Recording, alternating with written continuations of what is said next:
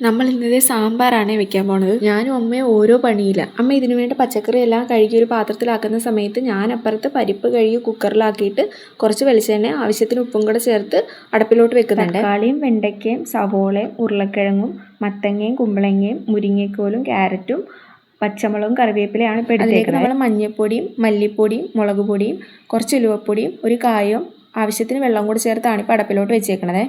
എന്നിട്ട് അതൊന്ന് പകുതി വേവായിട്ട് വരുമ്പോഴത്തേക്കും ആവശ്യത്തിന് ഉപ്പും കൂടെ ചേർത്ത് ഒന്നുകൂടെ വേവിച്ചെടുക്കണേ.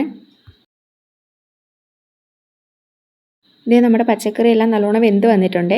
ഇതിലേക്ക് നമ്മൾ ആദ്യം വേവിച്ച് വെച്ച ആ പരിപ്പില്ലേ അതും കൂടെ ചേർത്ത് കൊടുക്കണം. അത് നല്ലോണം മിക്സ് ആക്കിയിട്ട് നമ്മൾ അതിലോട്ട് പുളിവെള്ളം കൂടെ ഒഴിച്ച് കൊടുത്തിട്ടുണ്ട്. എന്നിട്ട് പിന്നെ നമ്മൾ ഇതിനകത്തോട്ട് താളിച്ച് ഒഴിച്ച് കൊടുക്കുക ചെയ്യുന്നത്. വെളിച്ചെണ്ണയിലോട്ട് കടുകും വറ്റൽമുളകും കറിവേപ്പിലയും സാമ്പാർ പൊടിയും കൂടെ ചേർത്താണ് നമ്മൾ താളിച്ചെടുക്കുന്നത്.